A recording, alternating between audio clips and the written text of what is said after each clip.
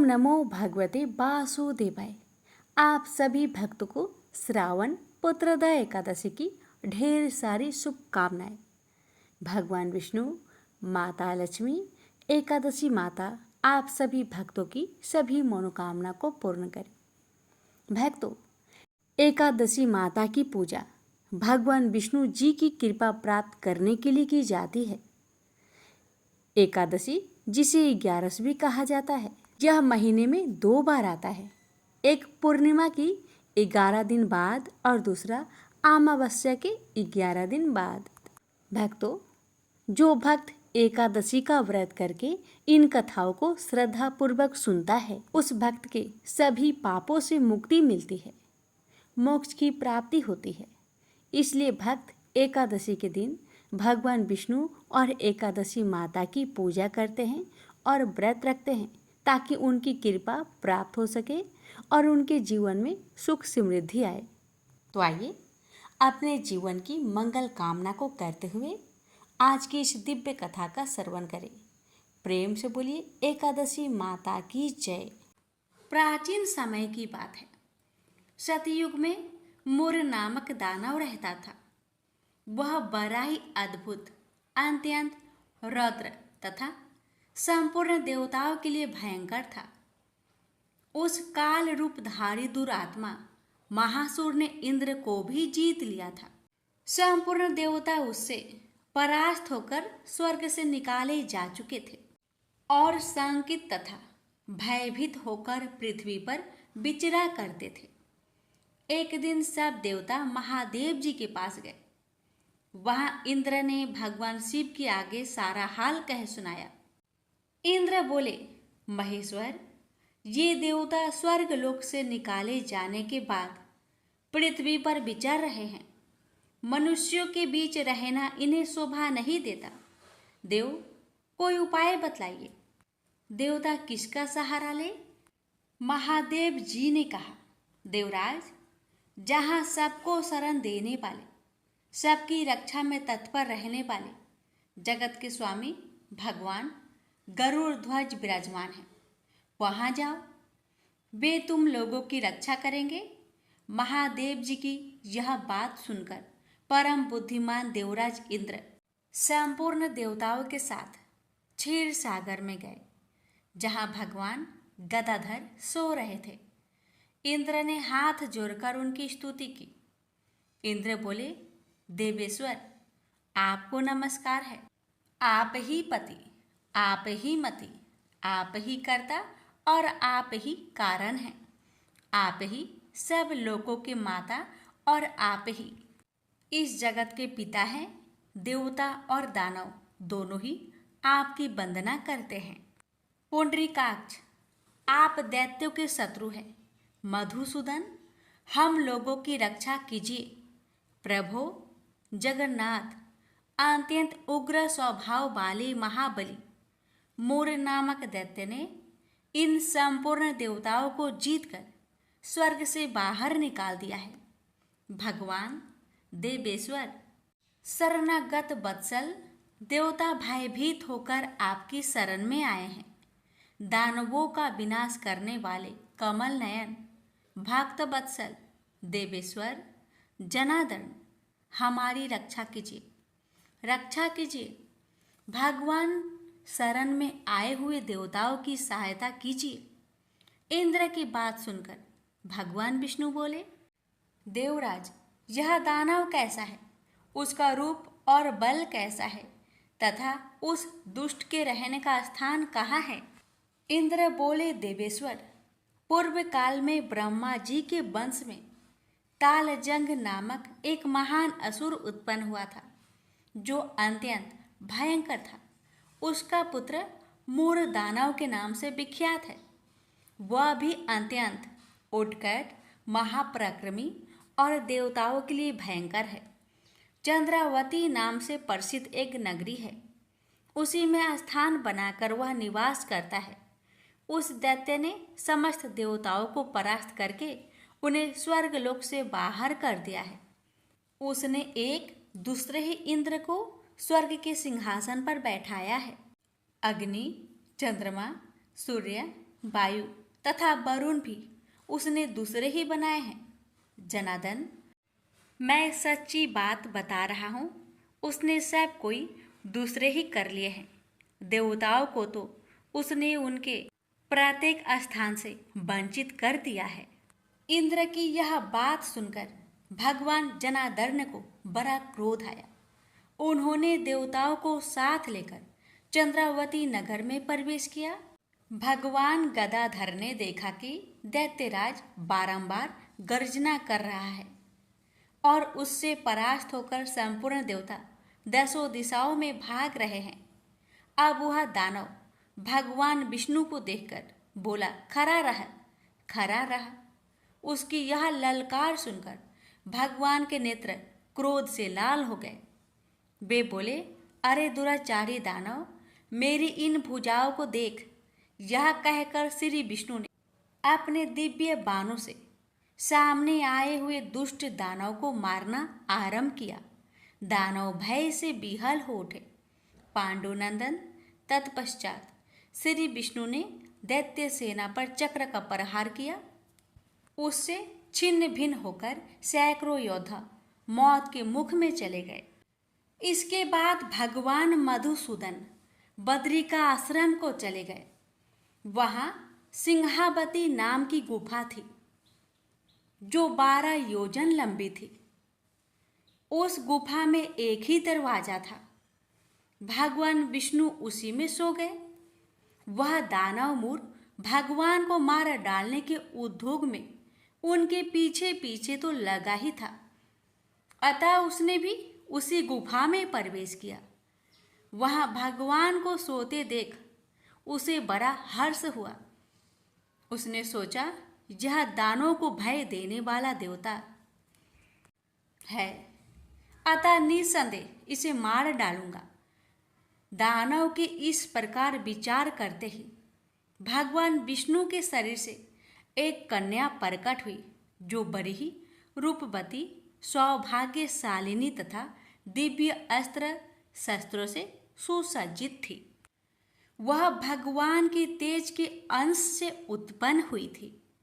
उसका बल और पराक्रम महान था। दानवराज मूर ने उस कन्या को देखा। कन्या ने युद्ध का विचार करके दानव के साथ युद्ध के लिए याचना की।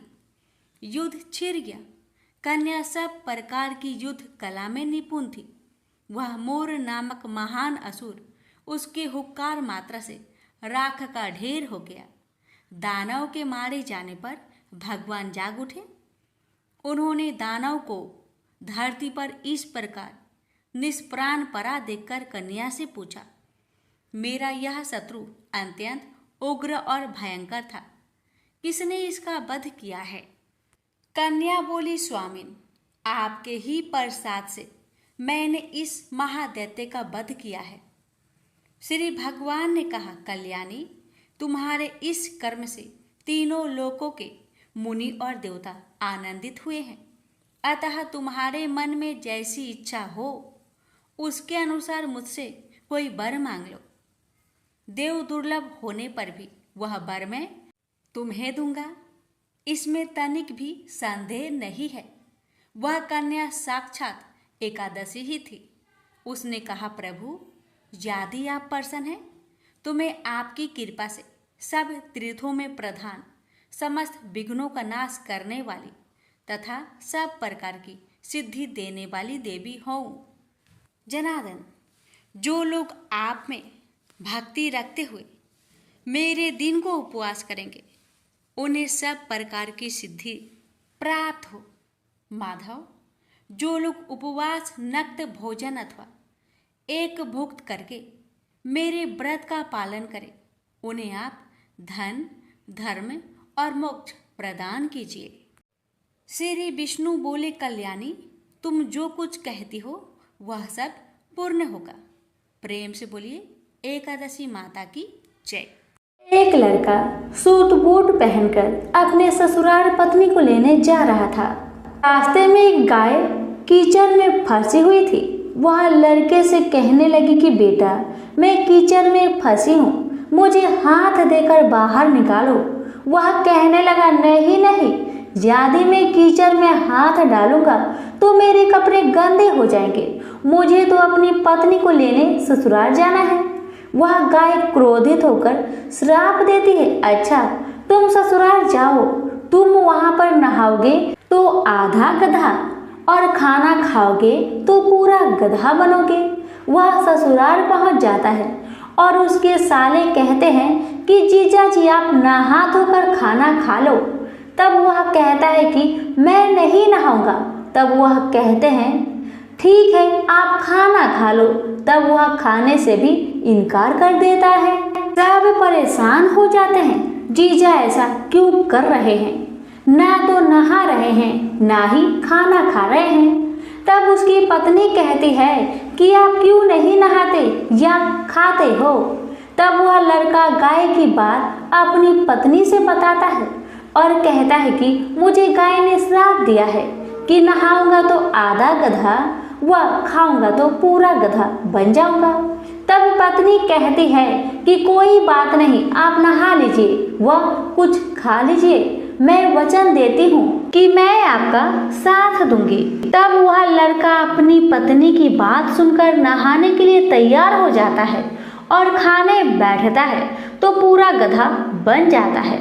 सब उसको गधा समझकर भगाने लगते हैं तो पत्नी उनसे कहती है कि इसे मत मारो, ये मेरे पति हैं, इसे गाय का श्राप लग गया था इसलिए ये गधे बन गए हैं। आप मुझे इसके साथ ही विदा कीजिए। आप उसे उस गधे के साथ विदा कर देते हैं। वह गधे को लेकर एक जगह झाड़ के पीछे डेरा डालती है। दिन भर मेहनत मजूरी करती है और 12 आना गधे पर खर्च करती है और 4 आने खुद पर खर्च करती है और बोझ गधे पर न डालकर खुद ढोती है। इस प्रकार वह रोज करती है तो रानी महलों की खिड़की में से रोज यह नजारा देखती है कि ऐसा इसे कौन सा दुख है, यह ऐसा क्यों करती है। एक दिन वह दासी को भेजकर उसे अपने महल में बुलाती है और पूछती है कि तुम ऐसा क्यों करती हो। तब वह कहती है तुम वचन भरोगी, तुम मेरी मदद करोगी तो मैं तुम्हें अपना दुख बताऊंगी। रानी वचन भरती है कि बहन मैं वचन भरती हूँ। तब वह सारी बात बताती है और कहती है इस प्रकार मेरे पति श्राप के वचन से गधा बन गए। तब रानी पूछती है कि इसका उपाय क्या है। तब वह बताती है यदि किसी ने 24 एकादशी करी होगी, वह संकल्प करके इसे 24 एकादशी दे तो मेरे पति पहले की तरह ठीक हो जाएंगे।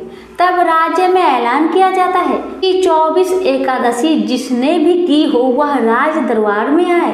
अब एक बुढ़िया को लाया जाता है। जैसे बुढ़िया संकल्प करके एकादशी देती हुई नहाती है, उसके नहाने का पानी उस गधे पर गिरता है। वैसे वैसे वह गाय लड़के के रूप में आ जाता है। बुढ़िया लालच करके एक एकादशी व्रत रख लेती है तो उसका एक कान गधे का रह जाता है। सब कहते हैं ये क्या हुआ। तब बुढ़िया कहती है कि मैं भूखी प्यासी मरी सो, मेरे पास एक एकादशी तो रहने दो। तब सब कहते हैं नहीं, तुमने संकल्प किया है तो सारी एकादशी इस लड़के को दो, वरना यह पूरी तरह लड़का नहीं बन पाएगा। अब वह बुढ़िया सारी एकादशी उस लड़के को दे देती है और वह गधा पूरी तरह लड़का बन जाता है। राजा सारे राज्य में ऐलान करते हैं कि जिनके भी बन पड़े एकादशी करो, एकादशी जैसा दूसरा व्रत नहीं। प्रेम से बोलिए एकादशी माता की जय। एक बार एक राज्य में एक राजा रहा करता था। राजा बहुत ही बुद्धिमान और बलशाली था।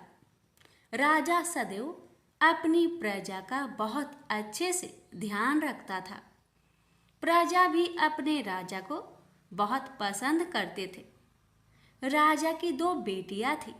राजा अपनी दोनों बेटियों से बहुत प्रेम करता था।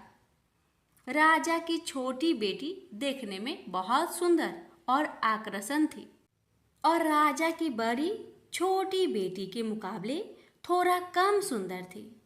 राजा की छोटी बेटी 11 माता की पूजा किया करती थी और सभी लोग राजा की छोटी बेटी से बहुत प्रेम करते थे और बहुत प्रशंसा किया करते थे। राजा भी अपनी छोटी बेटी को बड़ी बेटी से अधिक प्रेम करता था, जिस कारण राजा की बड़ी बेटी को अपनी छोटी बहन से बहुत नफरत होने लगी थी। राजा की दोनों बेटियां जब बड़ी हो गई, तब एक पड़ोस राज्य में रहने वाला राजकुमार राजा की बड़ी बेटी के लिए रिश्ता लेकर आया। लेकिन जैसे ही उस राजकुमार की नज़र राजा की छोटी बेटी पर पड़ी, तो वह राजकुमार राजा की छोटी बेटी पर आकर्षक हो गया और उससे पहली नज़र में ही प्रेम कर बैठा। उस राजकुमार ने राजा की बड़ी बेटी के साथ विवाह करने से मना कर दिया और उसने राजा से कहा कि मैं आपकी छोटी बेटी से विवाह करना चाहता हूँ। जिसके बाद राजा की बड़ी बेटी यह देखकर अपनी छोटी बहन से बहुत क्रोधित हो गई और राजा की बड़ी बेटी ने अपनी छोटी बहन को अपना सबसे बड़ा दुश्मन मान लिया। राजा की बड़ी बेटी ने अपनी छोटी बहन से बदला लेने का निर्णय लिया, जिसके लिए उसने अपनी छोटी बहन को जान से मारने का प्लान बनाया। राजा की बड़ी बेटी ने अपनी छोटी बहन को मारने के लिए सबसे पहले एक लड्डू में जहर मिलाकर अपनी छोटी बहन को दे दिया और उसको लड्डू खाने के लिए कहा। लेकिन लड्डू खाने के बाद भी छोटी बहन को कुछ नहीं हुआ। बड़ी बहन यह देखकर बहुत आश्चर्यचकित हो गई, लेकिन बड़ी बहन ने हार नहीं मानी और उसने जब रात में छोटी बहन अपने कमरे में सो रही थी, तब एक मटके में सांप रखकर उस कमरे में छोड़ दिया। लेकिन सांप भी छोटी बहन का कुछ नहीं कर पाया, जिसके बाद बड़ी बहन ने अपनी छोटी बहन से कहा कि चलो हम लोग कुएं में से पानी भरकर लाते हैं। जिसके लिए वह अपनी छोटी बहन को पानी भरने के बहाने कुएं के पास ले गई और उसने अपनी छोटी बहन को कुएं में धक्का दे दिया। लेकिन छोटी बहन को तब भी कुछ नहीं हुआ, क्योंकि हर बार 11 माता उसकी रक्षा कर रही थी और उधर बड़ी बहन अपने सारे प्रयासों के बाद असफल हो रही थी, जिससे वह बहुत क्रोधित होती जा रही थी। फिर उसने अपनी छोटी बहन के पास जाकर उससे खुद ही पूछा कि मेरी छोटी बहन, तुमको पता है भगवान ने सबकी मृत्यु एक निश्चित समय पर लिखी हुई है और कैसे तुम्हारी मृत्यु होगी, क्या यह तुम जानती हो? तब छोटी बहन ने अपनी बड़ी बहन को बताया कि हाँ, मैं तो जानती हूँ मेरी मृत्यु कैसे होगी। छोटी बहन से यह सुनकर बड़ी बहन मन ही मन बहुत प्रसन्न होने लगी और उसने अपनी छोटी बहन से कहा कि तो मुझे अपनी मृत्यु का राज बताओ। छोटी बहन ने अपनी बड़ी बहन से कहा कि मेरी मृत्यु तो एक तोते में है, जो तोते के गले में एक हार है, उससे मेरी मृत्यु होगी। जब कोई भी व्यक्ति तोते को मारकर वह हार अपने गले में पहनेगा तो मैं मूर्छित हो जाऊंगी, और जैसे ही उस हार को अपने गले से उतारेगा तो मैं वापस से जीवित हो जाऊंगी। अपनी छोटी बहन की मृत्यु का राज जानकर बड़ी बहन बहुत ही खुश हो गई और उसने अपनी छोटी बहन को मारने के लिए उसके पालतू तोते को ढूंढना शुरू कर दिया और छोटी बहन को इस बात का आभास हो गया था कि कोई उसकी जान लेना चाहता है, जिसके लिए वह अपने पिताजी के पास गई और उसने अपने पिताजी से कहा कि पिताजी, मेरी मृत्यु के बाद आप मुझे जलाइएगा मत, बल्कि आप मुझे अपनी पुरानी वाली हवेली में एक पलंग में लिटाकर छोड़ दीजिएगा। अपनी छोटी लड़की की यह बात सुनकर राजा बहुत आश्चर्यचकित हो गए। राजा ने अपनी छोटी बेटी से पूछा, बेटी तुम ये क्या कह रही हो? तब राजा की छोटी बेटी ने बताया, पिताजी समय किसी के लिए नहीं रुका है, कब क्या हो जाए किसी को कुछ पता नहीं है। और फिर राजा ने अपनी छोटी बेटी से कहा कि तुम ऐसी बातें क्यों कर रही हो? 3 दिन में तो तुम्हारा विवाह है। लेकिन छोटी बेटी ने अपने पिताजी को ऐसा करने पर मजबूर कर दिया और उनसे वचन ले लिया। राजा ने भी अपनी छोटी बेटी की बात स्वीकार कर ली और 2-3 दिनों के बाद जब शादी का समय आया तब राजकुमार बारात लेकर राजा के घर आया और राजकुमार और राजा की छोटी बेटी का विवाह शुरू हो गया। जैसे ही राजा की छोटी बेटी राजकुमार के साथ फेरे लेना शुरू करती है तो उसकी बड़ी बहन अपनी छोटी बहन के कमरे में जाकर उसके तोते को पकड़ लेती है और उसको जान से मार देती है। तोते के गले में जो हार था उसको अपने गले में धारण कर लेती है। जैसे ही बड़ी बहन उस हार को अपने गले में धारण करती है तो उधर छोटी बहन 3.5 फेरे ही ले पाती है और वहीं पर बेहोश होकर गिर जाती है।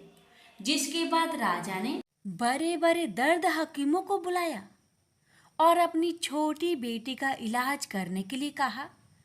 राजा की बात सुनकर वैद्य ने छोटी बेटी को जब चेक किया तो राजा को बताया कि आपकी छोटी बेटी ना तो जीवित है और ना ही मरी हुई है।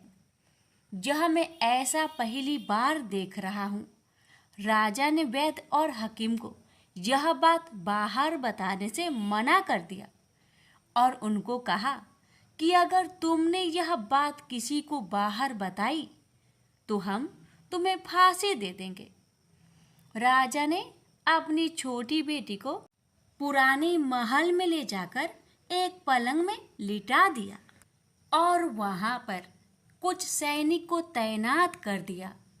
वापस अपने महल पर आ गया। राजा की बड़ी बेटी अपने पिताजी के पास आई और कहने लगी कि पिताजी अगर यह शादी संपन्न नहीं हुई तो आपकी इज्जत का क्या होगा? आप कहे तो आपकी इज्जत बचाने के लिए राजकुमार से शादी करने के लिए तैयार हूँ। जिसके बाद राजा ने अपनी बड़ी बेटी की बात मान ली और राजा ने बड़ी बेटी को छोटी बेटी की कपड़े पहनाकर मंडप पर भेज दिया। लेकिन राजकुमार यह जान गया कि यह राजा की छोटी बेटी नहीं बल्कि यह राजा की बड़ी बेटी है। लेकिन जब राजकुमार ने शादी करने से मना किया तो सभी लोगों ने राजकुमार को विवश करके राजा की बड़ी बेटी से बचे हुए फेरे को संपन्न करा दिया और विवाह करवा दिया। जिसके बाद राजकुमार राजा की बड़ी बेटी को अपने महल ले गया। राजकुमार राजा की बड़ी बेटी से ना तो बात करता था, न ही उसको पसंद करता था और ना ही उसके आसपास भटकता था। और राजकुमार ने यह फैसला लिया था कि वह अपनी प्रेमिका को ढूंढ कर रहेगा और यह जानकर रहेगा कि उसके साथ हुआ क्या है। एक दिन राजकुमार अपने घोड़े पर सवार होकर राजा के पुराने महल के पास पहुंच गया, जहां पर उसने कुछ सैनिकों को देखा। महल के पास पहुंचकर राजकुमार ने जब महल को ध्यान से देखा तो वह समझ गया कि यह तो हमारे ससुर जी का महल है। तब राजकुमार ने सैनिकों से पूछा, तुम लोग यहाँ क्या कर रहे हो और इस महल के अंदर उस पलंग में कौन लेटा है? जिसके बाद सैनिकों ने बताया कि जहाँ पर राजा की छोटी बेटी लेटी है। यह सुनकर राजकुमार बहुत प्रसन्न हो गया और वह तुरंत अपनी प्रेमिका के पास पहुँच गया और उसकी सेवा करने लगा।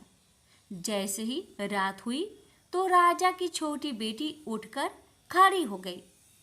राजकुमार यह देखकर बहुत खुश हो गया और उसने अपनी प्रेमिका से पूछा कि तुम यहाँ क्या कर रही हो?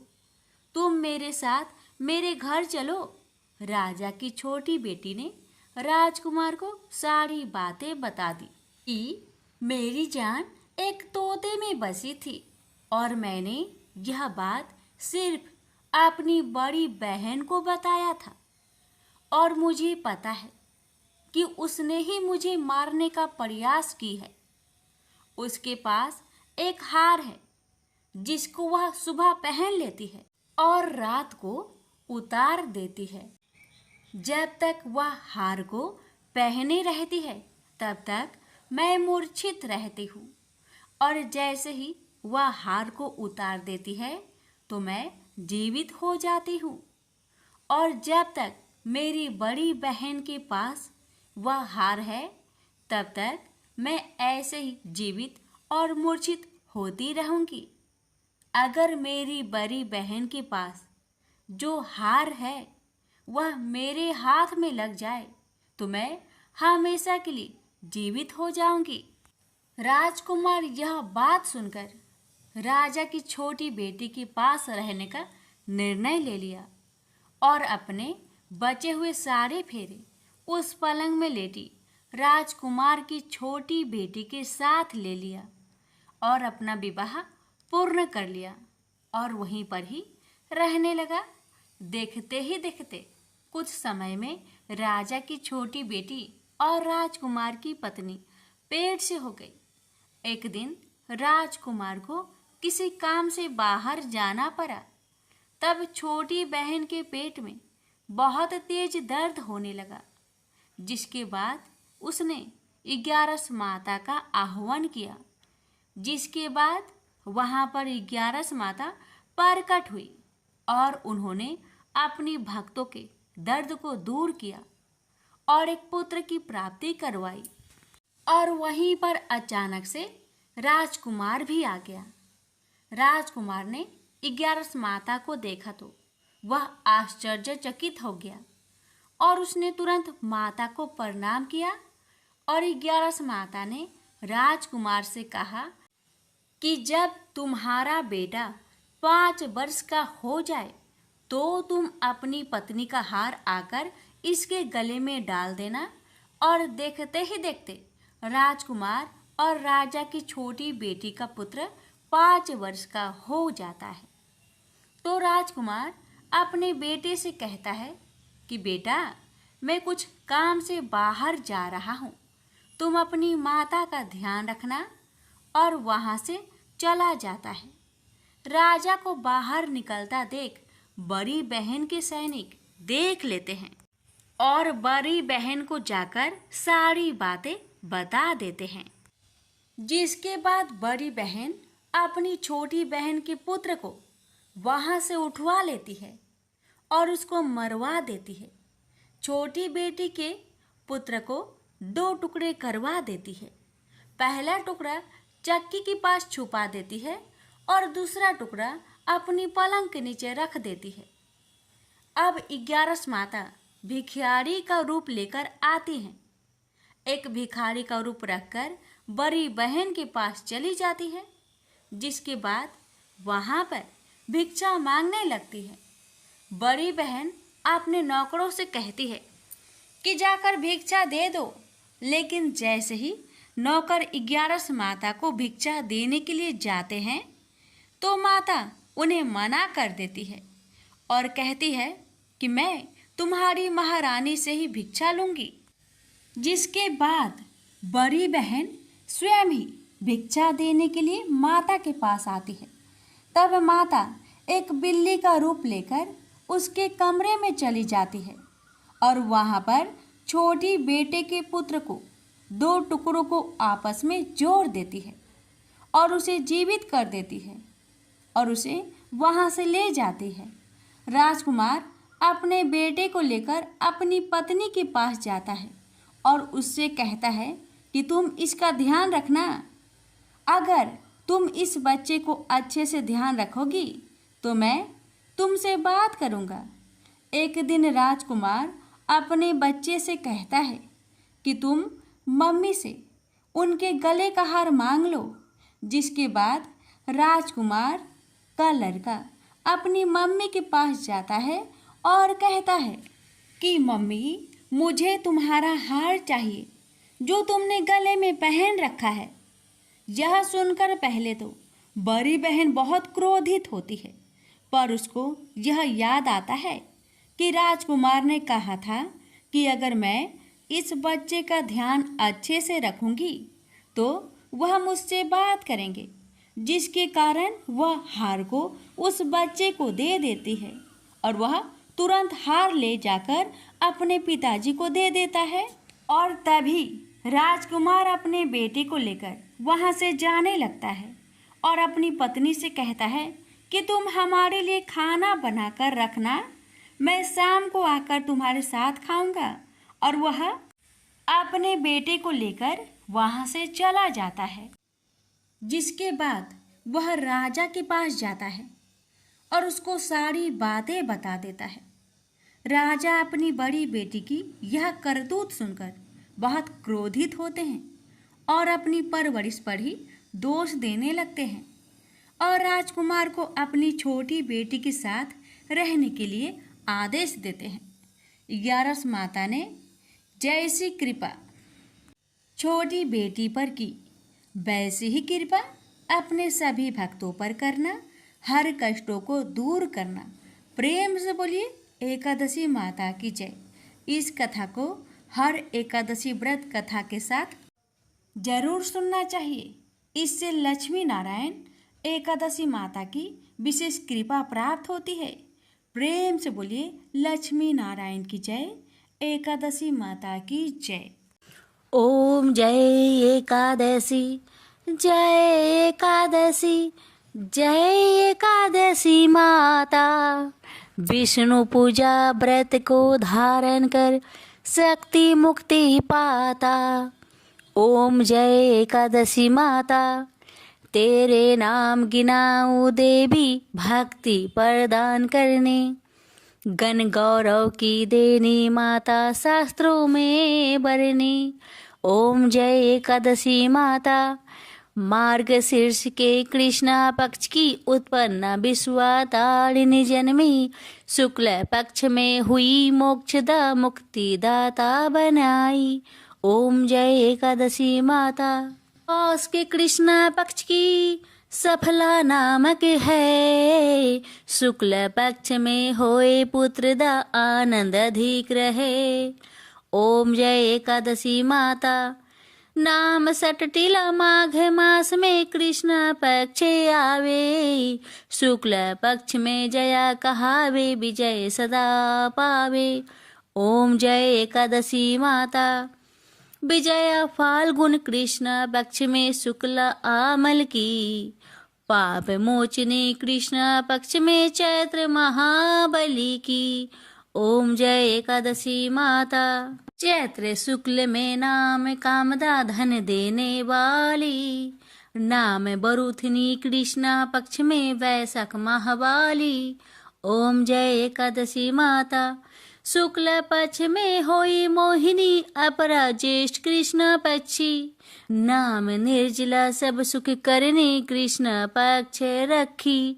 ओम जय एकादशी माता, योगिनी नाम आषाढ़ में जानो कृष्ण पक्ष करनी, देव सैनी नाम कहायो शुक्ल पक्ष धरनी। ओम जय एकादशी माता, कामिका श्रावण मास में आवे कृष्ण पक्ष कहिए, श्रावण शुक्ल होए पवित्र आनंद से रहिए, सावन शुक्ल होए पवित्र आनंद से रहिए।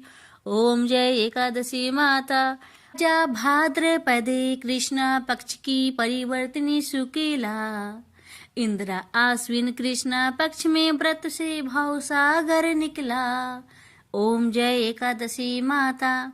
पापंकुशा है शुक्ला पक्ष में आप हरन हारी। रमा मास कार्तिक में आवे सुखदायके भारी। ओम जय एकादशी माता। देवोत्थानी शुक्ल पक्ष की दुख ना सके मैया। देवोत्थानी शुक्ल पक्ष की दुख ना सके मैया। पावन मास में करूँ विनती पार करो नैया। पावन मास में करूँ विनती पार करो नैया। ओम जय एकादशी माता। परमा कृष्ण पक्ष में होती जन मंगल करनी। परमा कृष्ण पक्ष में होती जन मंगल करनी। शुक्ल मास में होए पद्मिनी दुख दरिद्र हरनी। शुक्ल मास में होए पद्मिनी दुख दरिद्र हरनी। ओम जय एकादशी माता। जो कोई आरती एकादशी की भक्ति सहित गावे। जो कोई आरती एकादशी की भक्ति सहित गावे। जन गुरु दिता स्वर्ग कबासा निश्चय वह पावे। जन गुरु दिता स्वर्ग कबासा निश्चय वह पावे। ओम जय एकादशी माता। जय एकादशी माता। प्रेम से बोलिए एकादशी माता की जय।